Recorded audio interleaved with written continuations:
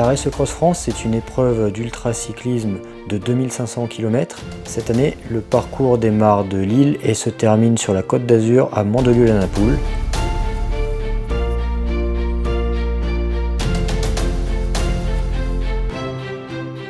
Cette épreuve est à réaliser en totale autonomie. Nous devons gérer seuls notre alimentation, notre sommeil et tout éventuel problème sur le bord de la route. Aucune aide extérieure n'est permise.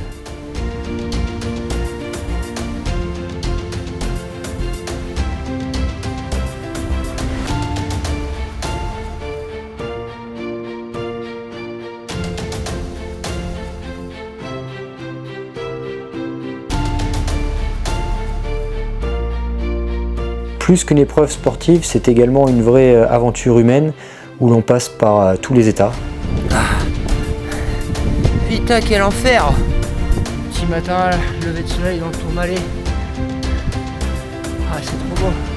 Cette année, mon objectif sera de passer sous la barre symbolique des 7 jours de course, soit moins d'une semaine pour traverser la France à vélo.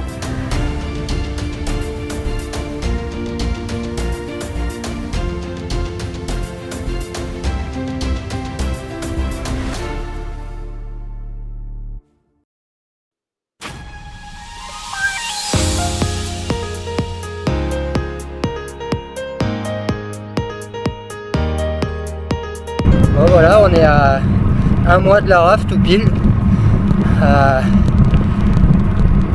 J'en profite pour partir quelques jours, là, essayer de faire une dernière une simulation en fait de ce que je compte faire pendant la course.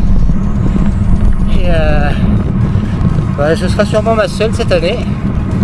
Moi j'ai fait le choix entre guillemets de pas faire de course de préparation parce que ça prend du temps, ça fait un déplacement, ça fait tout un tas de logistique et que finalement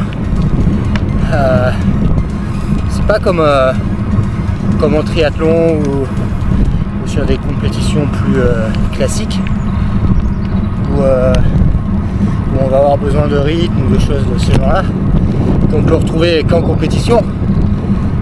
Là, je pense que je peux facilement simuler l'effort de course à l'entraînement, donc avec moins de frais, moins de logistique, et pour sûrement le même résultat. J'en ai pas fait beaucoup cette année de ce genre de trip comparé à l'année dernière. Par contre, je pense que j'ai un peu plus roulé. Je suis sûrement plus en forme athlétiquement en ayant fait plus de moyenne distance, on va dire, régulièrement. Mais là, on est à un mois de la RAF et c'est la première fois que je pars pour une sortie qui ressemble à de l'ultra.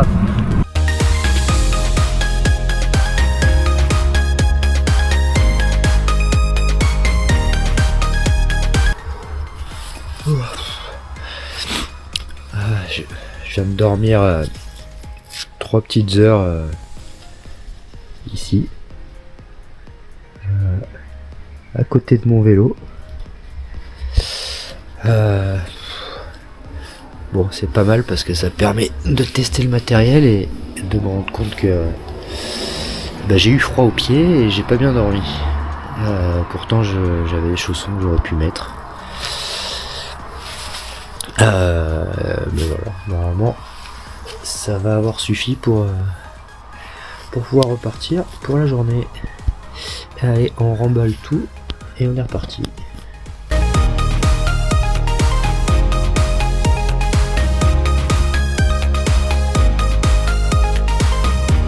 Bon, je viens de me faire quasiment 3 heures sous la pluie.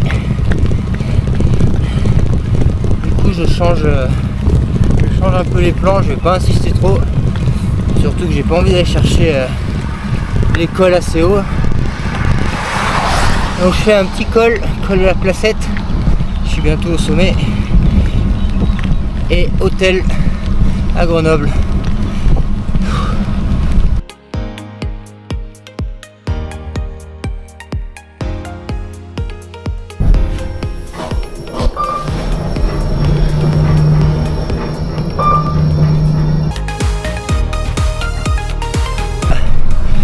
suis en haut de la bosse de Saint-Nizier.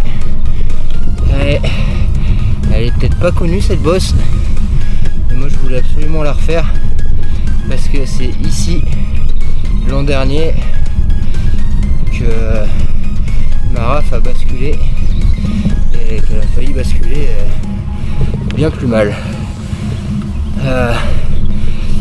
J'étais resté bloqué 24 heures dans cette bosse. J'avais trouvé refuge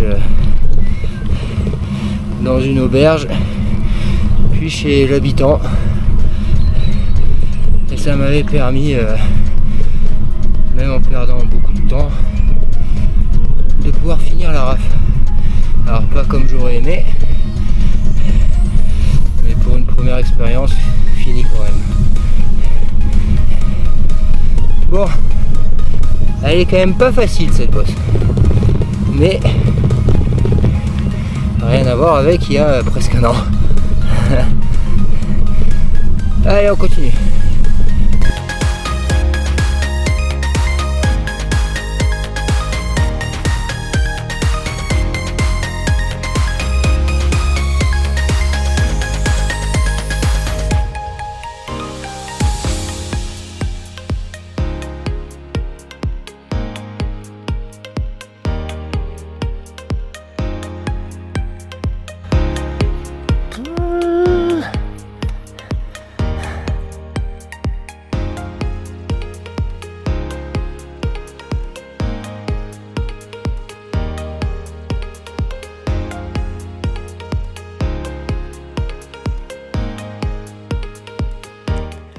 Donc le but de ce week-end choc, c'était de réaliser une sorte de simulation de la raf sous un peu tous les aspects. Alors bien sûr sur un format réduit, la sortie m'a fait à peu près 1000 km.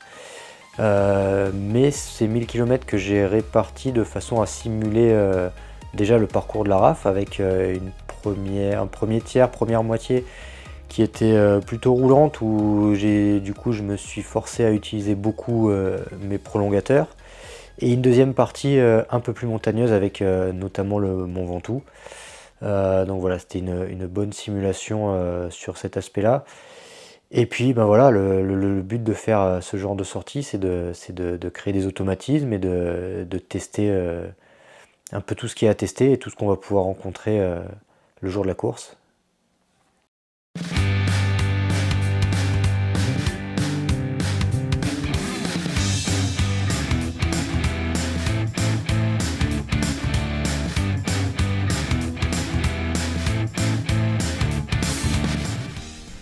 Allez, on y est, le J-1 avant la raf de 1500 km.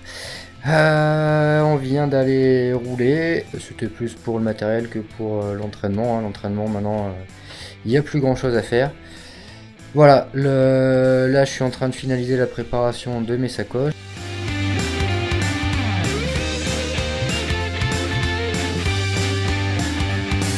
Alors pour parler un peu du matériel que je vais utiliser, et notamment du vélo, alors j'ai changé de vélo par rapport à l'année dernière, j'ai maintenant un origine. J'ai fait à nouveau le choix plutôt d'utiliser un vélo gravel que mon vélo route, pour des raisons de confort et de capacité d'embarquement, parce que mon vélo route il est tout simplement beaucoup trop typé aéro et performance, donc c'est un Cervélo S5 qui est un super vélo, mais pour ce genre d'épreuve je suis pas certain que ce soit le meilleur choix, notamment en termes de possibilité de réglage de la position. Voilà, donc j'opte pour mon vélo gravel qui reste un très bon vélo. On va commencer par ce que je conserve de l'année dernière qui a bien marché. Je garde le système de moyeu Dynamo. Voilà, je préfère sacrifier quelques watts pour la tranquillité d'esprit, surtout au niveau de l'éclairage. Voilà, j'ai pas de problème d'autonomie en fait sur mon éclairage. Je sais que je peux rouler autant que je veux la nuit, j'aurai pas de problème a priori, parce que ça peut aussi tomber en panne. Je garde évidemment les prolongateurs parce que là il n'y a pas photo, surtout cette année. Voilà. Je garde également le même braquet parce que je trouve que c'est un braquet idéal pour du longue distance, même si dans très rares cas je suis un peu limité. Donc j'ai gardé un pédalier ultra compact en 46-30 et en fait voilà, et ça me permet surtout de conserver une cassette relativement classique et bien étagée, donc en 11-30. Et donc voilà, avec le petit plateau de 30 pour la montagne et avec 30 et 30 derrière, j'ai vraiment petit. Et le gros plateau de 46, finalement, avec 46-11, je peux quand même rouler jusqu'à 50 à l'heure sans trop de problème. C'est pas les vitesses auxquelles je vais rouler le plus, voire même jamais sur ce genre d'épreuve. Par contre, pour toutes les portions où ça va pas rouler très vite et où pour passer quelques petits faux plats ou ce genre de choses, le 46 ça permet quand même de passer en souplesse et moi je trouve que sur une pratique ultra distance comme ça, je trouve que c'est un bon braquet pour moi. Voilà, donc je conserve. Donc voilà, je disais c'est à peu près tout pour le reste. Donc qu'est-ce que je change ? C'est un peu mes expériences de l'année dernière. Je change mon hydratation. Je suis passé sur un 3e bidon, tout simplement parce que l'année dernière j'ai été souvent à court d'eau, soit en journée quand il faisait trop chaud, et surtout j'ai été à court d'eau la nuit, parce que sûrement que la nuit j'ai raté une ou deux fontaines que j'aurais peut-être vu le jour, et voilà, du coup surtout cette année avec le parcours qui est quand même beaucoup plus plat, je préfère emporter quelques grammes en plus, quelques centaines de grammes en plus d'eau. Surtout voilà, je suis pas obligé de les prendre plein tout le temps, donc c'est pas impossible que les 3 ne soient pas complètement pleins dans les Pyrénées par exemple. Voilà, du coup là j'ai une capacité de 1 litre, le petit bidon, alors le gros bidon là il fait 1 litre, 650 et 750. Voilà, donc ça fait quasiment 2,5 litres alors que l'année dernière j'avais 1,5 litre. Donc en gros, j'ai rajouté 1 litre de capacité sur mon vélo. Voilà, donc ça c'est ce qui a changé. Ce qui a changé aussi, c'est au niveau de mes pneumatiques, j'ai augmenté la section, je suis passé en 30 mm au lieu des 28 pour gagner un peu de confort. Alors autre chose que j'ai changé sur mon vélo cette année, c'est ma transmission. L'année dernière, j'avais fait le choix d'utiliser une transmission mécanique donc c'est un choix que font beaucoup de gens en ultra distance par rapport à la facilité d'entretien et de dépannage que l'on peut avoir sur ces groupes mécaniques. Donc en fait, c'est des groupes très simples et très fiables. Là, cette année, j'ai décidé d'utiliser un groupe électronique, donc un peu plus, on va dire, technologique et plus moderne.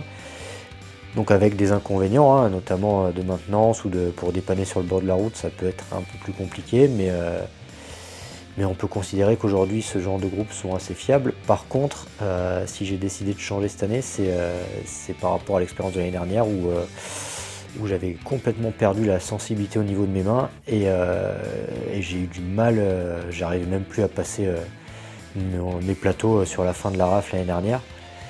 Donc j'ai décidé d'opter pour peut-être prendre un peu des risques sur la fiabilité, mais pour assurer un peu plus de confort et d'ergonomie à l'utilisation tout simplement.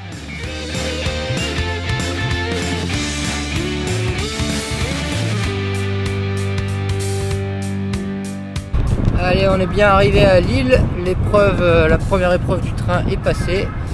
Voilà, ça c'est fait.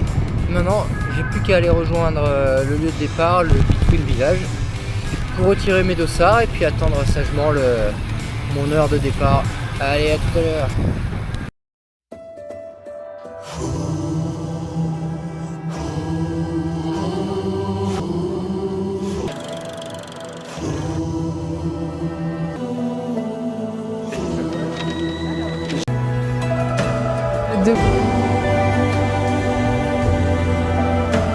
À quelques heures du départ, et effectivement j'ai déjà reçu plusieurs bulletins météo comme on les reçoit chaque jour, mais là il y a un risque orageux sur le secteur sur lequel on est à Lille, mais on risque d'avoir effectivement des endroits de risque orageux avec des fortes pluies. S'il y a quoi que ce soit, comme on le fait par le passé, on saura informer les participants par SMS en fonction de la zone où ils se situent d'une alerte météo. C'est pas l'ordre du jour, mais on sait qu'il y a des risques orageux qui vont arriver ce soir, cette nuit, et peut-être jusqu'à demain après-midi. Voilà, plus le temps va passer, plus le temps va s'améliorer.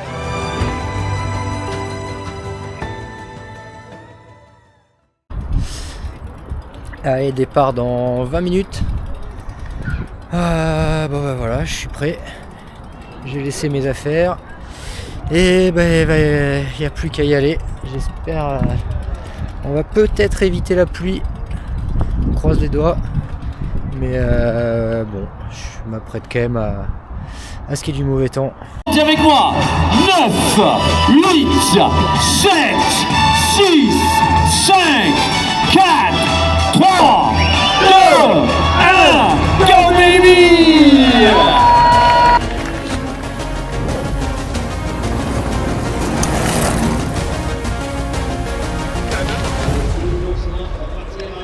Alors une des particularités sur la RAF, c'est que le départ n'est pas ce qu'on peut appeler une mass start, on part pas tous ensemble, on part en contre-la-montre, un par un toutes les 30 secondes. Donc moi par exemple, mon départ n'était qu'à 21h24, donc c'est en fonction de notre numéro de dossard. Ça peut avoir un petit impact ce genre de départ, surtout pour moi, c'est que pendant au moins une heure, je sais que je vais avoir toujours quelqu'un devant moi en point de mire. 30 secondes, c'est quand même pas très long, et puis sur ce genre d'épreuve, les gens partent généralement assez doucement. Et donc moi je sais que je vais avoir en permanence quelqu'un à aller chercher devant là. Et donc ça c'est vraiment le danger pour moi, il faut pas que je me laisse trop attiré et trop enflammé par tous ces points qui vont être devant et qui vont m'inciter en tant que compétiteur à aller les chercher, quoi. Au moment où je monte sur l'estrade, sur le podium là, pour m'élancer, la sono passe la musique de Jump, la Van Halen.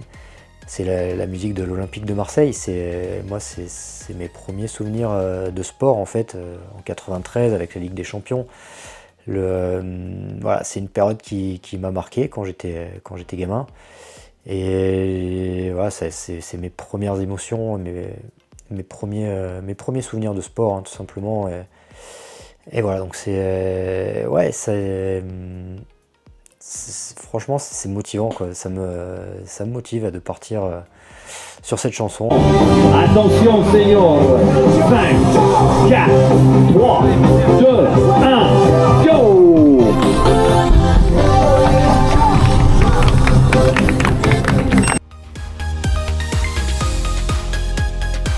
Allez voilà, ça y est, la nuit commence vraiment à tomber.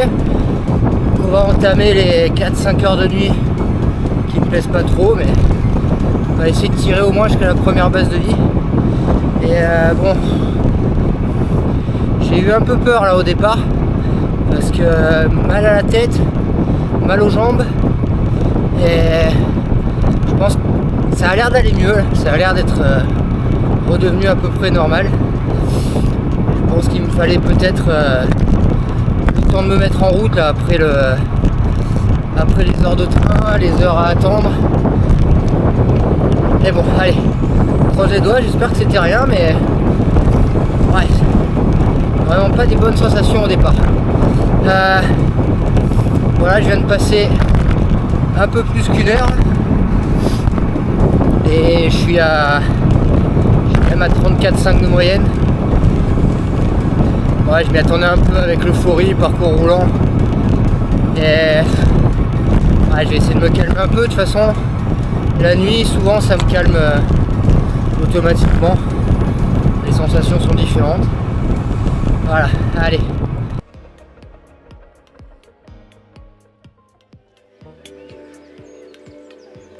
Ouais, nickel, ça va bien. Petit vent de dos, c'est tout plat, ça roule bien. Moi, c'est tout ce que j'aime, ça.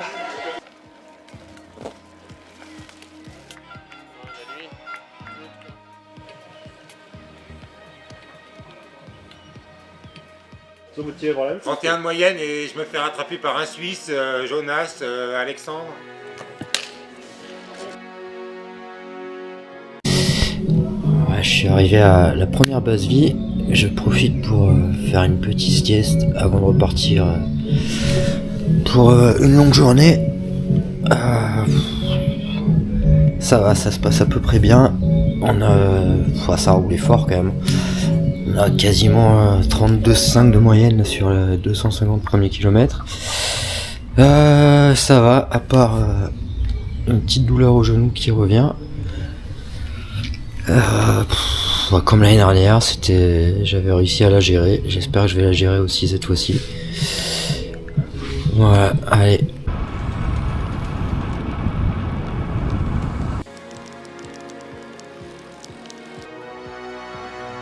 Et ça y est, la pluie arrive.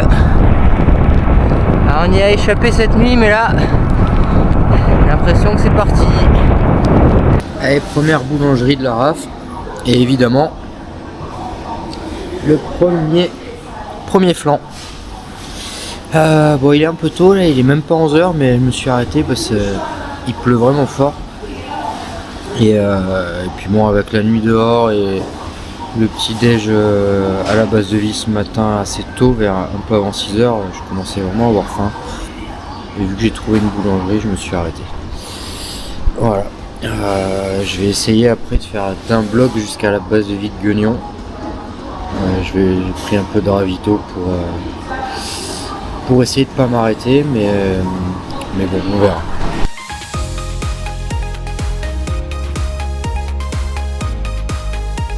Alors on est à 18 heures de course tout pile et je viens juste de passer la barre des 500 km. Les 200 derniers kilomètres n'ont vraiment pas été faciles, on a pris beaucoup de pluie. On n'a pas franchement le vent favorable non plus. Et en plus de ça, donc j'ai eu une crevaison. Voilà, donc j'ai perdu un peu de temps. Bon, toujours est-il, 18h, 500 km.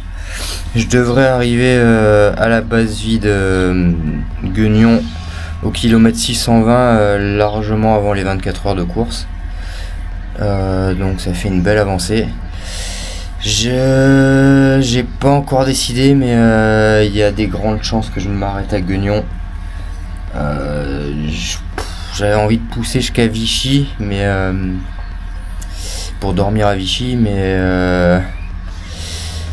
je sais pas si je vais si je vais pouvoir faire 2-3 heures de nuit après avoir déjà passé une nuit blanche. Je vais me décider là dans les heures qui viennent, mais la tendance ce serait plutôt de m'arrêter à Guignon, refaire les batteries et partir demain un peu plus frais, parce que j'ai peur que les 90 bornes pour aller à Vichy soient plus galère qu'autre chose et qu'ils soient moins rentables que si je les fais reposer demain matin. Et c'est le retour du soleil.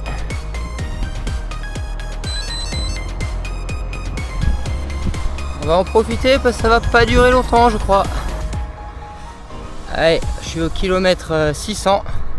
J'approche de la base de vie numéro 2 où je vais rester dormir, parce que j'ai décidé du coup de dormir à cette base de vie et de pas pousser plus loin pour repartir plus frais demain, parce que là je commence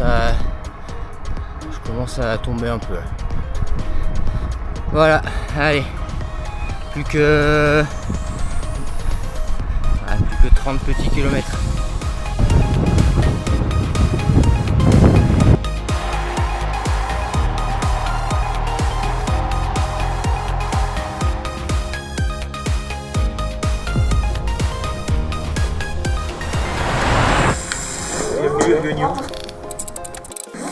En fait, je me suis inscrit pour faire le massif central, maintenant je vais le faire à la nuit.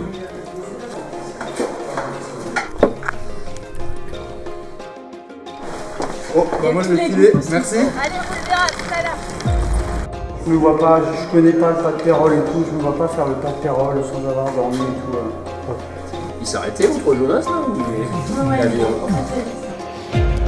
j'ai mon test de sommeil à faire.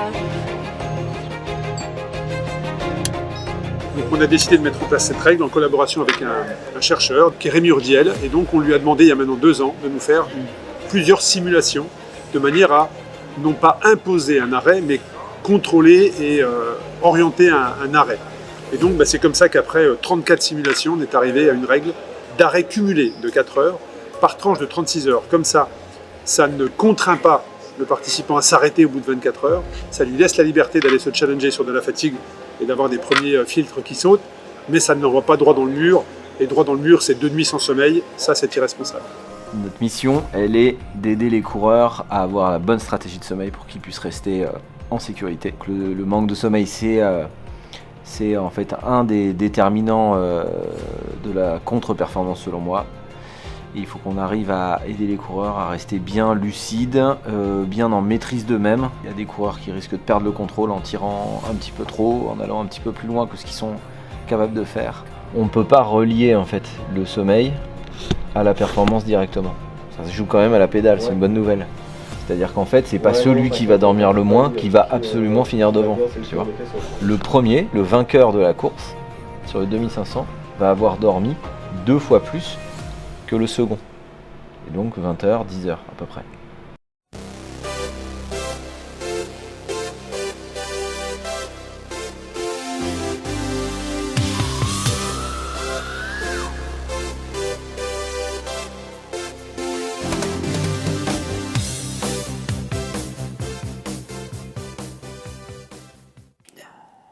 Voilà, après cette première journée sur la RAF, qui était quand même assez roulante et assez rapide, hein, parce qu'on a quand même des grosses moyennes par rapport au kilométrage, hein, déjà 620 km parcourus jusqu'à la base de Villeguignon. Même s'il était un peu tôt, j'ai décidé de m'arrêter de dormir, et j'ai quand même bien dormi. J'ai dû rester au moins, on va dire 4 heures endormi et 5 à 5h30 peut-être arrêté sur la base de Vie. Alors c'est beaucoup hein, par rapport à ce que vont faire d'autres. Moi j'avais décidé de partir sur ce rythme-là assez prudent, à favoriser les nuits de sommeil et la récupération. Et s'il y a des risques à prendre, je les prendrai plutôt en fin d'épreuve, peut-être sur la dernière ou l'avant-dernière journée. Mais mon expérience de l'année dernière sur le manque de sommeil me pousse vraiment cette fois-ci à de la prudence, d'autant que là, sur la journée qui arrive, on va attaquer le dur hein, avec le Massif central, et probablement dans des conditions météo assez terribles.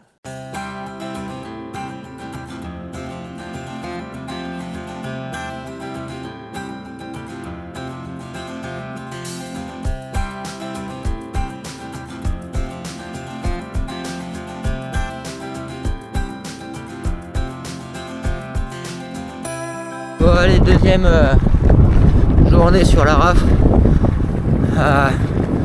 Il pleut toujours. Vivement qu'on ait un peu de soleil. Bon, ça a été dur hier soir pour rejoindre la base de Vie. J'y suis resté assez longtemps, j'ai dormi. Et ce matin, la mise en route est difficile quand même.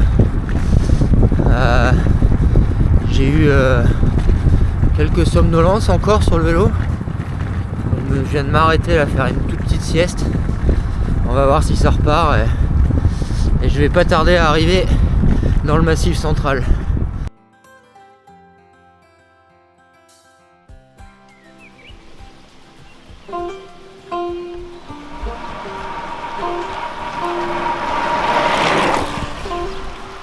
La Reine Cross France.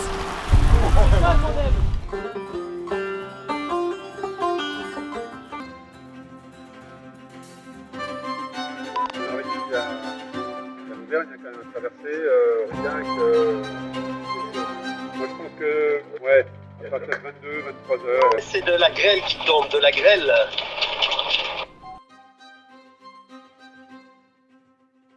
Je suis la voix qui vous répond au téléphone quand vous êtes soit perdu, soit en péril, soit hors trace. Le PGO, donc, c'est le poste de gestion opérationnelle. En fait, on va être les intendants un peu de la course pour la partie participants. Donc en fait, on est un peu les anges gardiens de la race cross. Est-ce que vous avez croisé des coureurs? Vous devez avoir 4 coureurs au sommet et 5 dans la descente. descente, il y en a 2 qui se sont arrêtés, donc ils se sont mis à l'abri. Et les 2 autres, ils doivent être devant nous, on les a pas encore retrouvés. Ok, alors pour votre information, tous les coureurs qui se trouvent en amont du sommet, au sommet et dans la descente ont reçu un SMS pour se mettre à l'abri avec un gros risque d'orage. Donc ils ont tous été informés.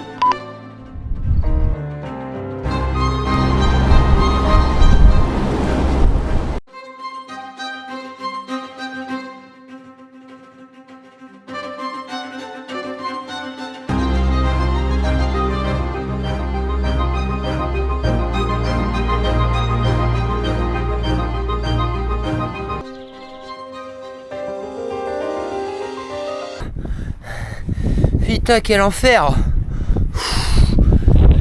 Ah, je m'en souviendrai depuis Marie. La pluie, un vent de ma boule maintenant. Oh là là!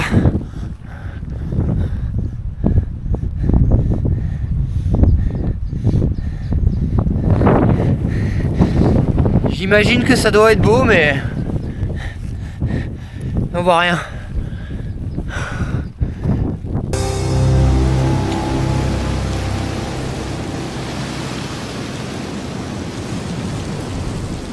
Bon voilà, deuxième journée terminée. J'étais censé passer normalement cette nuit dehors avec le bivy, et vu les conditions qu'on a eues toute la journée et vu les conditions qu'il y a toujours maintenant,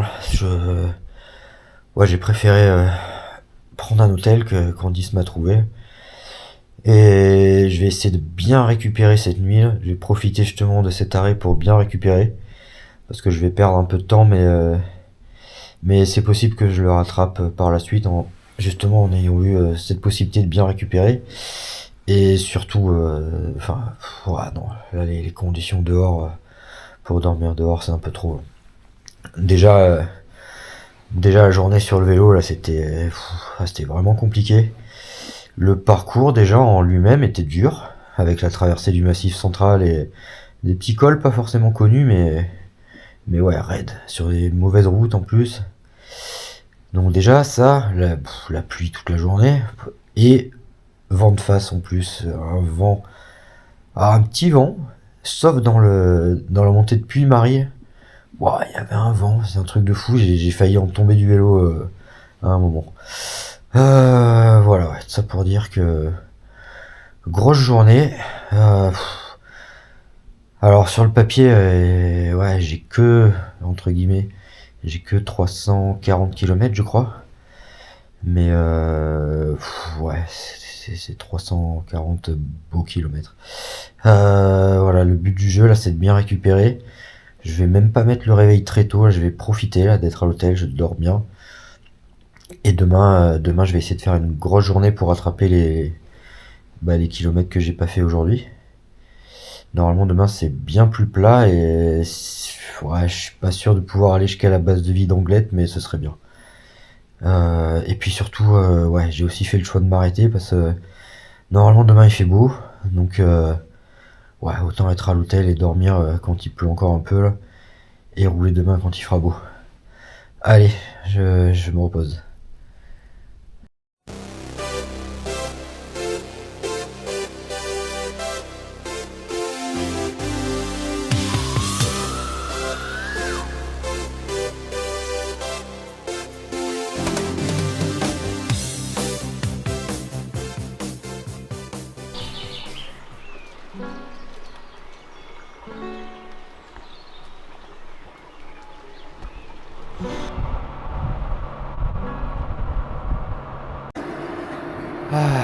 Il est 6h du mat et on va se faire une petite pizza.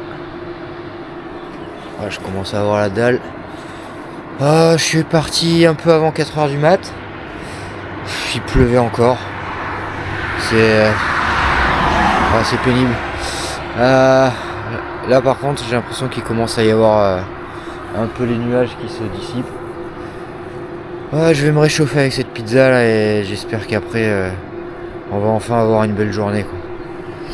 Les jambes, ça avait l'air ok, à part que j'ai eu du mal à mettre en route au niveau des genoux. Mais sinon, la nuit a fait du bien. Allez, on va manger cette pizza. Ah, si c'est pas beau ça.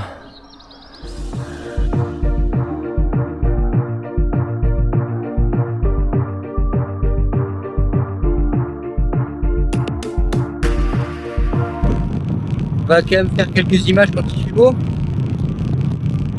Allez, normalement, ça devrait rester comme ça jusqu'à la fin maintenant.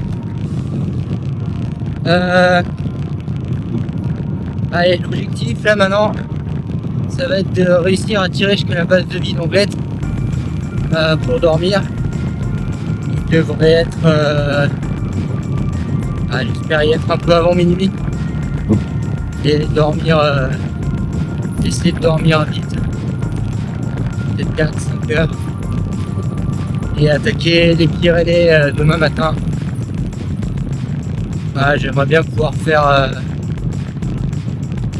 L'objectif ce sera de faire toutes les Pyrénées dans la journée de demain. Et après, on naviguera. Allez, on continue.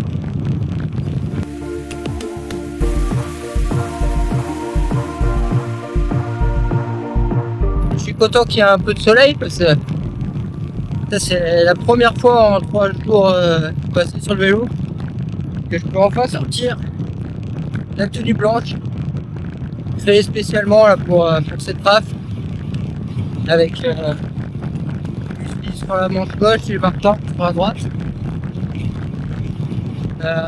Ouais, j'ai eu du nez cette année, j'avais fait suite à l'expérience de l'année dernière, je m'étais dit qu'il fallait une tenue pour le soleil. Donc j'ai tout là, les manchettes, la tenue blanche, le sous-casque. C'est nickel. Il manquait juste le soleil.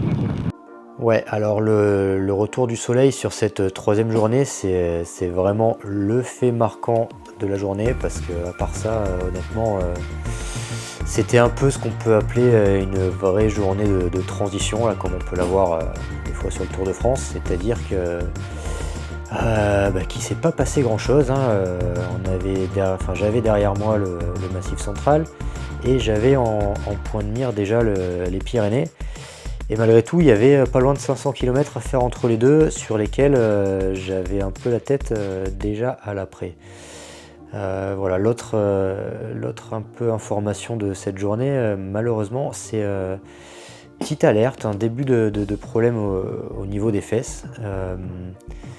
Ouais, j'ai quelques douleurs là, à la fin de la journée et pour l'instant rien d'inquiétant, mais à surveiller, quoi. Jusqu'à arriver dans les Pyrénées, j'avais décidé de ne pas trop regarder le classement, voire presque pas du tout, et de me concentrer sur ma course.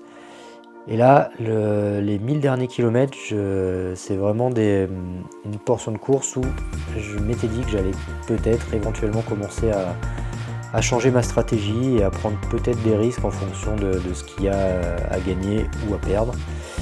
Et là donc je me retrouve à l'entame des Pyrénées bien placé, entre la 5e et la 10e place, c'est assez relativement serré.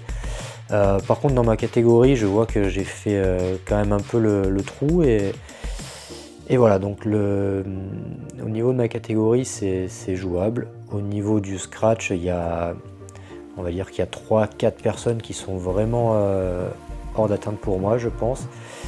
Après, si tout veut bien se passer, j'exclus pas de pouvoir atteindre la 5e, 6e place peut-être.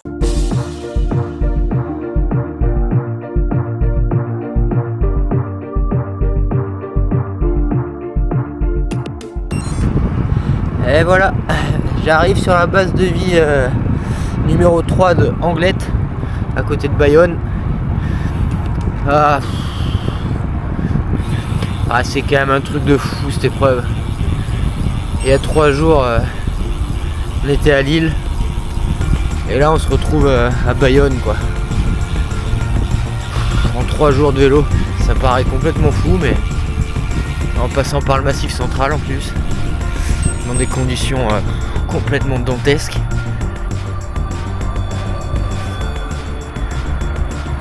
Et en tout cas aujourd'hui ça a fait du bien d'avoir un peu de soleil. Allez, je vais aller dormir. C'est demain, c'est les Pyrénées.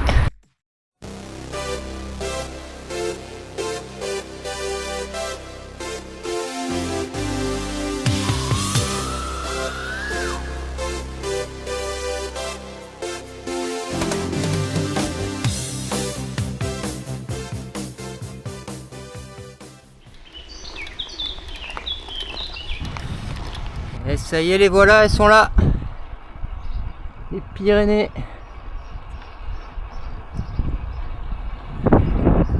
Je vais pas tarder à attaquer le premier col d'Irati, où je crois qu'il s'appelle aussi Gordin Buruceta, un truc du genre. Un bon nom basque. Et a priori avec des pourcentages d'enfer. En parlant de pourcentage d'enfer, je croyais que ce serait à peu près plat là, de Anglette jusqu'aux Pyrénées. Ah bah tu parles.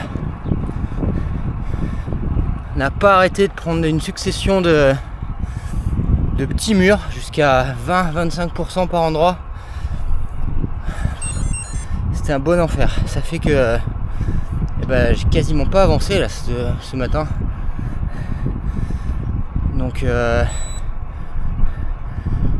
au départ je me disais bon, la base de vie après le Tourmalet ça va être un peu tôt, mais finalement je pense que ce sera une base pour dormir. Ça va être l'objectif là, du jour, de passer toutes les Pyrénées pour arriver jusqu'à la base de vie et sûrement dormir un peu. Allez, on attaque le premier vrai col des Pyrénées.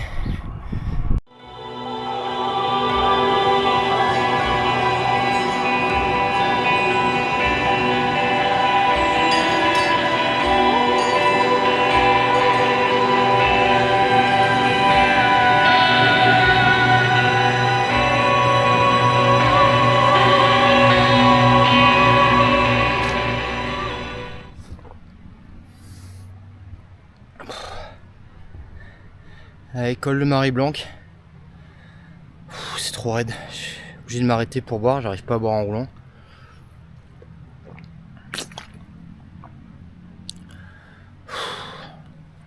Ouais, ça va que c'est que 4 bornes, mais 4 derniers kilomètres, ils étaient annoncés entre 11 et 12. Puis il y a des passages bien plus raides. Entre la fatigue, le vélo chargé, franchement c'est un peu trop là. Ouais, on va basculer. Heureusement les 2 derniers cols là, des Pyrénées, ils sont durs, hein. Mais il n'y a pas de... Il n'y aura pas de pourcentage extrême là comme ici et comme dans celui d'avant.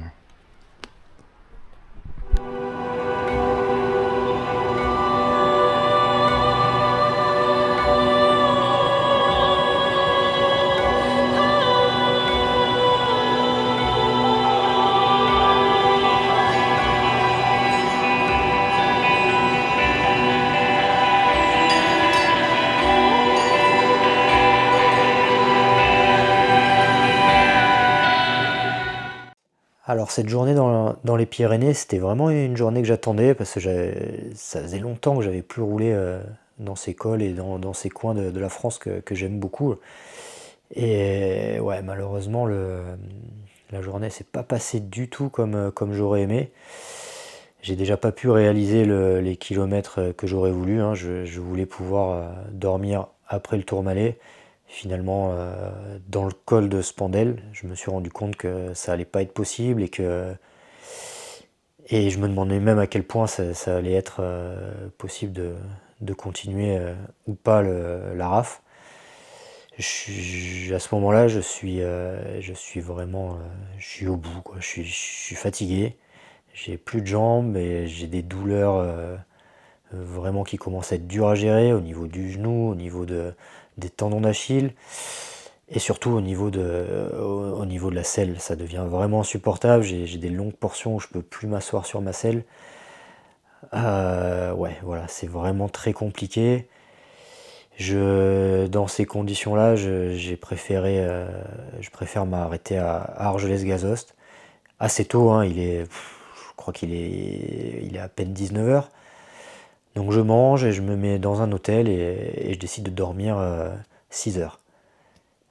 En me disant que sur ces 6 heures-là, avec des soins sur mes plaies, et voilà, je me dis que de toute façon, si je dois continuer maintenant, ça risque de pas être possible. Et peut-être qu'en laissant 5, 6, 7 heures de repos, ça peut peut-être faire du bien. Ouais, c'est vraiment... j'ai vraiment pas grande confiance pour la suite de l'aventure là, en arrivant à Argelès-Gazost.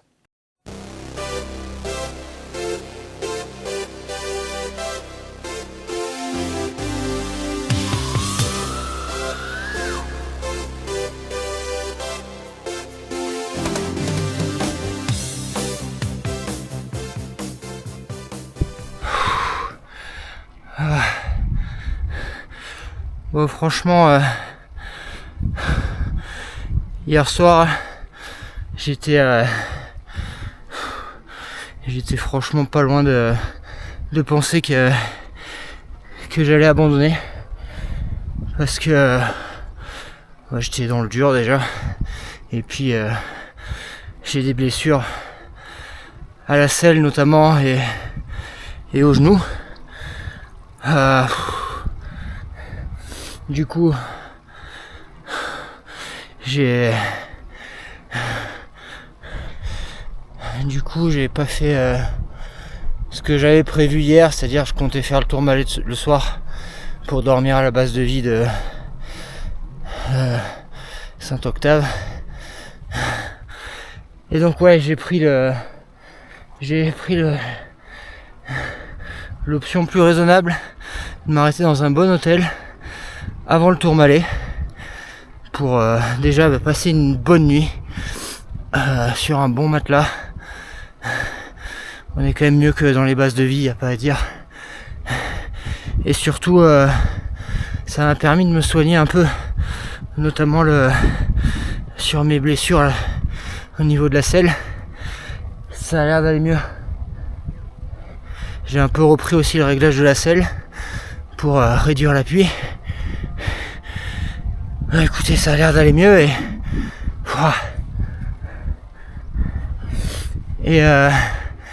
ouais, c'est ça aussi c'est ça la raf quoi. Hier soir j'étais au fond du trou et là le petit matin, lever de soleil dans le Tourmalet, c'est trop beau.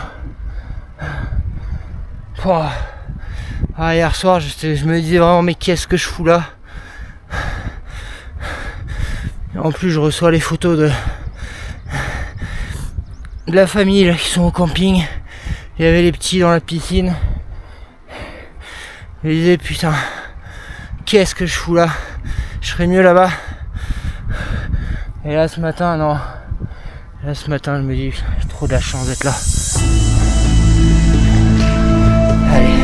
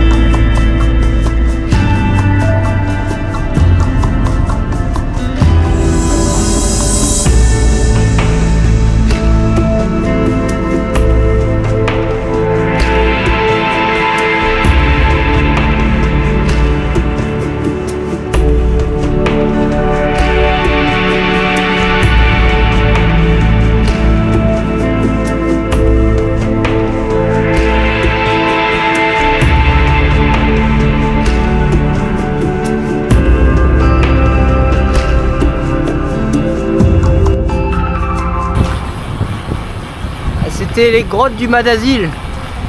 Je crois que j'ai déjà faites. Mais alors je me rappelle plus du tout quand. Mais ouais, superbe.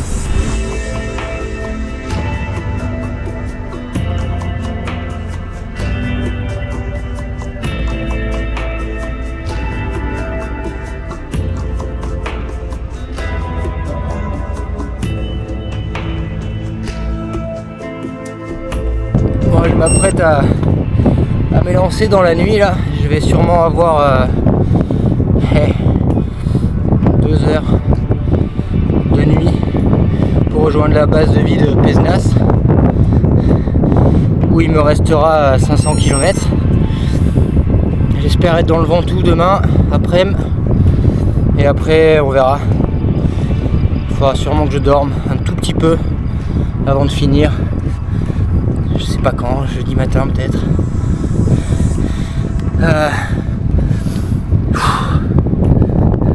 Bon, cet après-midi ça a vraiment été compliqué. J'ai vraiment très mal aux fesses. Ça m'enlève pas mal de plaisir. Ça me frustre aussi parce que j'ai plutôt des bonnes jambes, mais je peux pas appuyer quoi.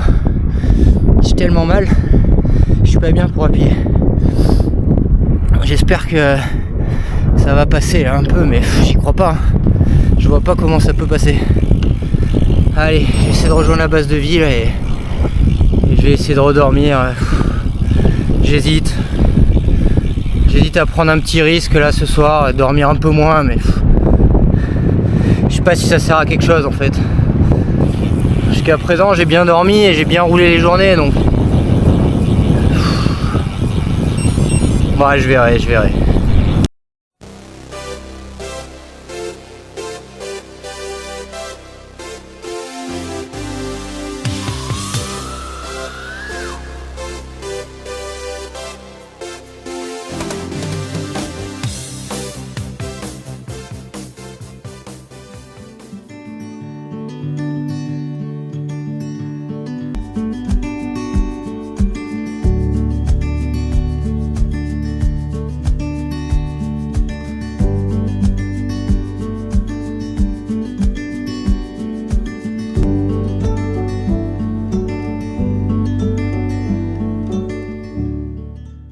Alors la fin de journée d'hier et le début de cette nouvelle journée, elles sont vraiment pas faciles. Mes blessures au niveau de la selle, ça devient vraiment très problématique. Ouais, là il y avait à peu près 200 km entre la base de vie et le pied du Ventoux, relativement plat. Normalement on aurait dû rouler assez facilement et assez vite. Sauf que j'ai du mal à rester en position sur ma selle, et encore plus sur les prolongateurs. Donc voilà, c'est un moment un peu difficile et puis très long à gérer, et frustrant surtout parce que voilà, je peux pas exploiter les capacités physiques que j'ai à ce moment-là. Et bon, le moment est d'autant plus long parce que je sais qu'arrivé au pied du Ventoux, il y a ma famille qui m'attend. Ils sont en vacances dans le coin, donc et puis on arrive proche de la maison, donc ils sont là dans un camping, ils m'attendent au pied de Malocène. Et ouais, ça me donne envie d'arriver encore plus vite que ce que je pourrais, et puis je peux pas appuyer. Là j'essaie donc juste de faire laisser passer d'avancer, hein, tout simplement. Et je sais que quand j'arriverai à Malocène pour monter le Ventoux, psychologiquement ça devrait être un peu plus facile, parce que selon l'heure, peut-être que Candice pourra monter un bout du Ventoux, voire tout le Ventoux avec moi, donc ce serait sympa, ça fera du bien en fait au moral. J'espère même arriver assez tôt dans la journée pour que les petits soient réveillés, que je puisse les voir avant ne serait-ce que 5 minutes avant d'attaquer le Ventoux, et puis penser à... Voilà, une fois que je serai en haut du Ventoux, normalement, on commence à voir la mer, quoi.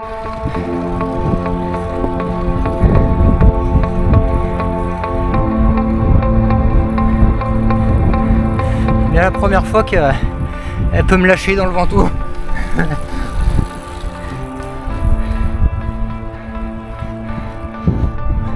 Peut-être pas me laisser faire quand même.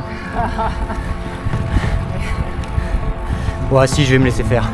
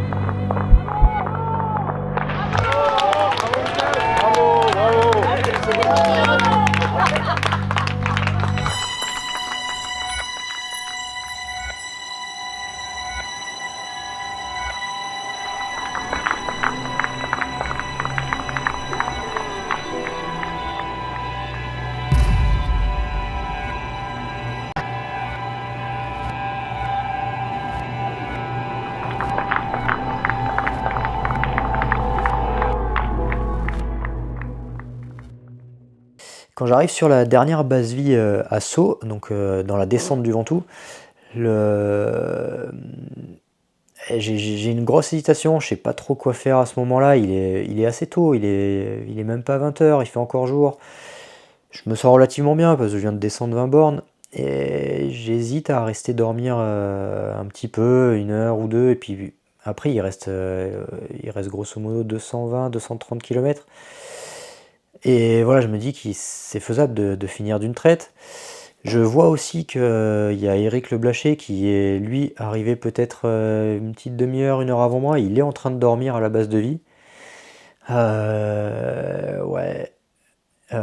Eric Le Blacher, c'est quelqu'un avec qui j'aurais vraiment aimé partager un bout de la route. Voilà, c'est moi quand j'étais gamin, j'avais un poster du Crédit Agricole dans ma chambre. Et bah, il y avait Eric dessus.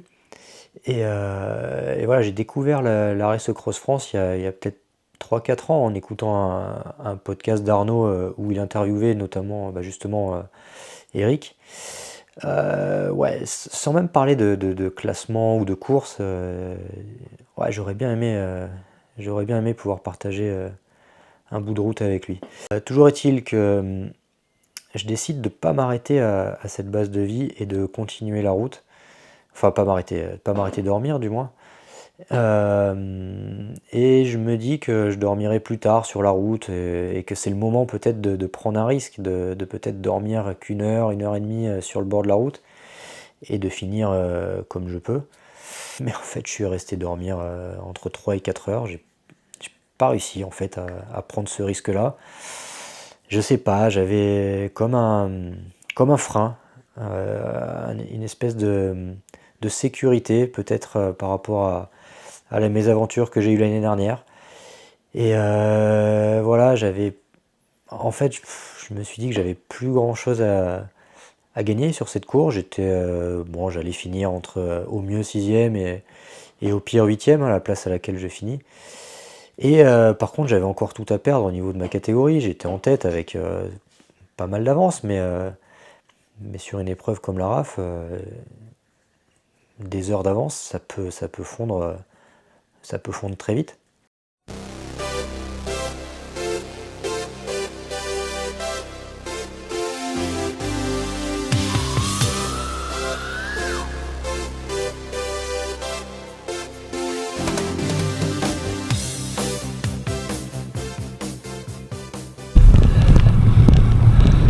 Allez, dernier jour sur la RAF. On arrive à la maison. Je suis sur la route du 70 3DEX. Putain, ça fait du bien. Alors, c'est quand même une route que j'ai toujours pris à 40 à l'heure là, sur mon vélo de chrono.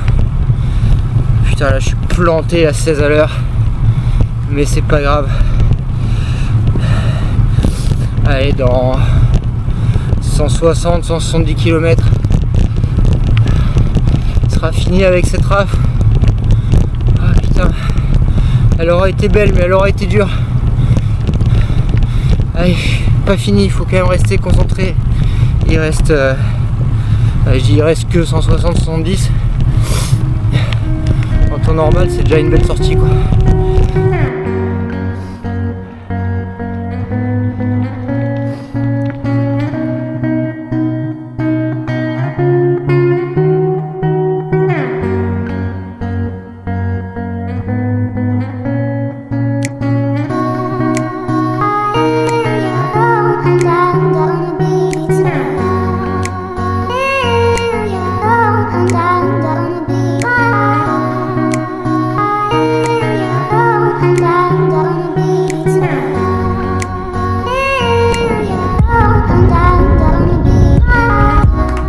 Je suis mort.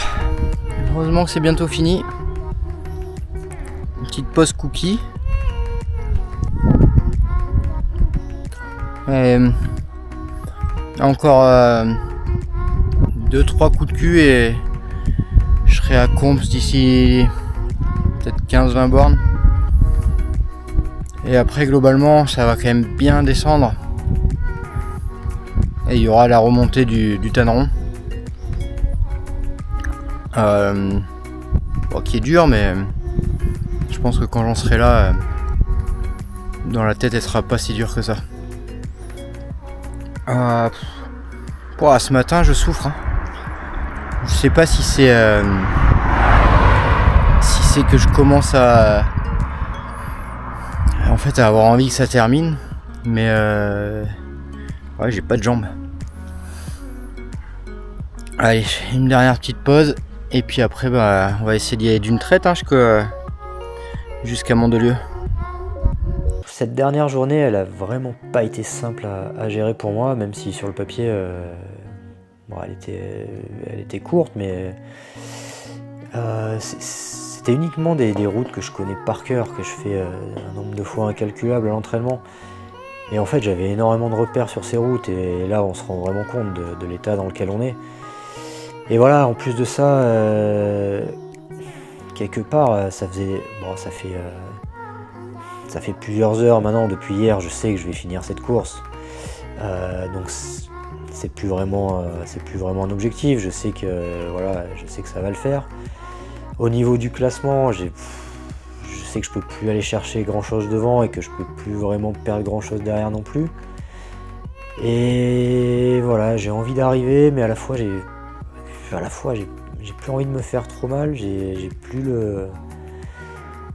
grand chose en fait qui me maintient concentré, parce que je vais finir, ma place elle est figée, et du coup je suis plus à 5, 10, 15, 20, 30 minutes.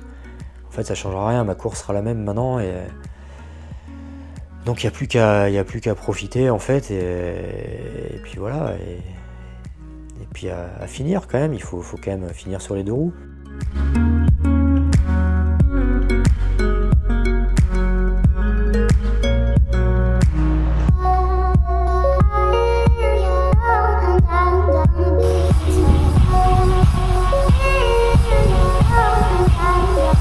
C'est le pied du Tanneron, la dernière. 10 km de montée, maintenant ce Garmin, avec une petite redescente au milieu. Putain, on va y arriver, allez. De toute façon j'ai le temps, c'est passé maintenant, mais... Ah putain, j'ai envie d'arriver.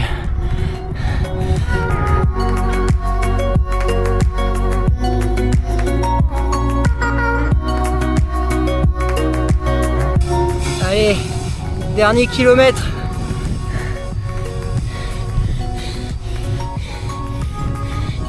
Dernier kilomètre du Tanneron. Après ça fait que descendre.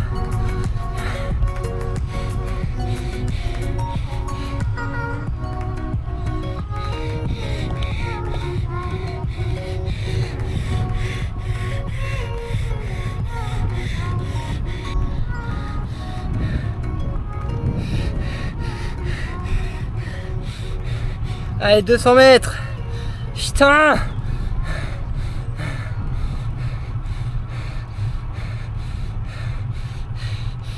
« 150. Allez, putain, une dernière relance. Allez, tu sais quoi, je me perds même. Je repasse la plaque. Là. Allez, 100 mètres.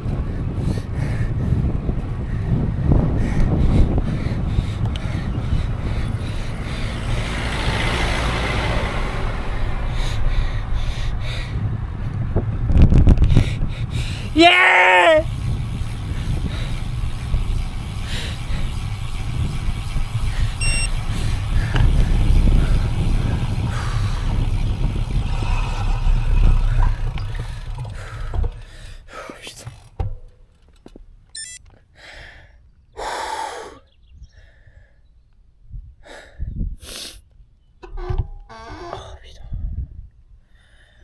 On va se calmer 3 secondes avant la descente.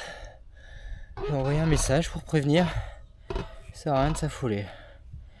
Allez, c'est pas le moment de se remettre une. Maintenant, jusqu'en bas tranquillou. C'est fini.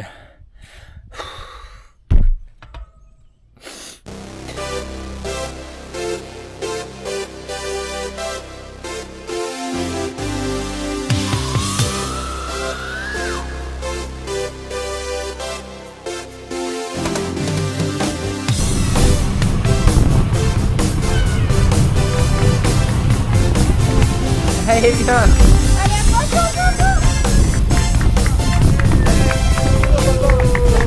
Attention, arrête-toi, arrête-toi.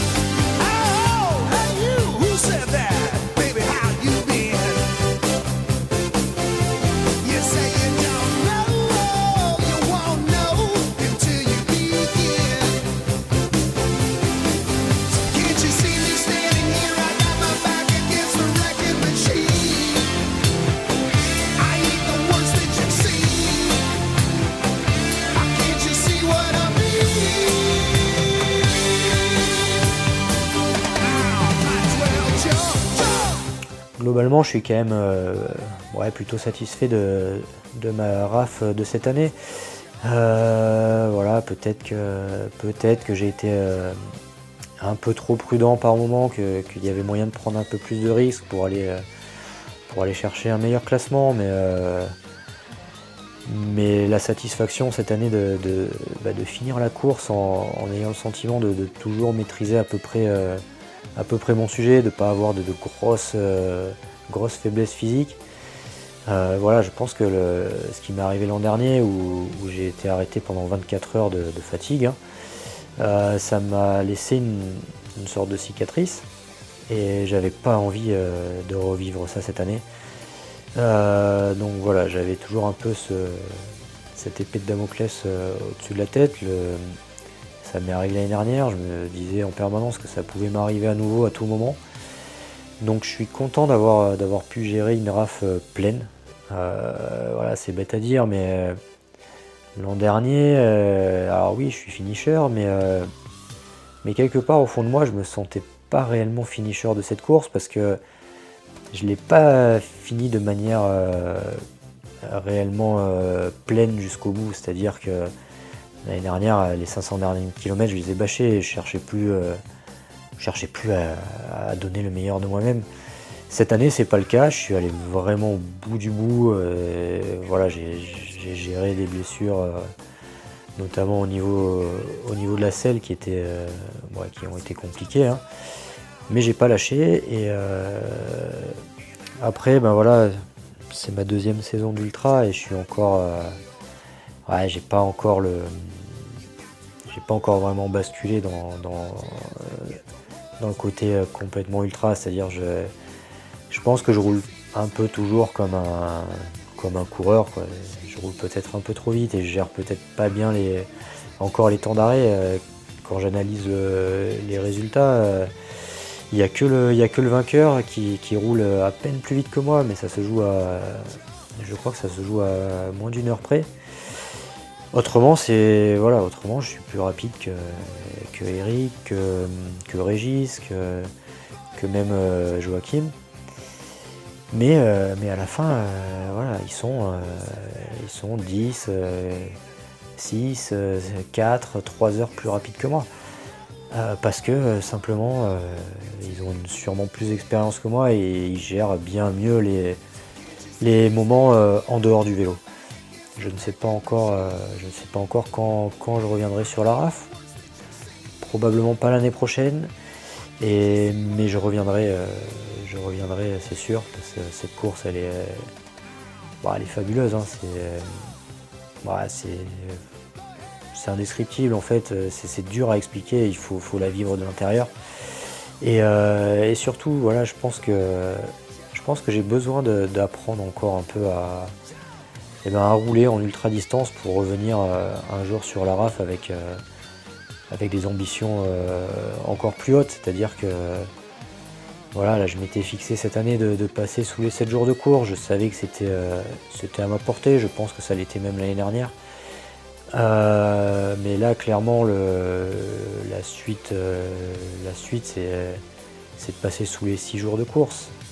Je pense que j'en suis déjà capable aujourd'hui sur mon niveau physique à vélo. Par contre, j'en suis sûrement pas encore capable sur ma gestion d'une épreuve d'ultra distance comme ça. Et voilà, je sais pas quand je reviendrai sur la RAF, mais je pense que il faut que je progresse sur un nombre d'aspects hors vélo pour revenir sur cette RAF avec des ambitions plus hautes et pourquoi pas jouer le podium, voire mieux un jour.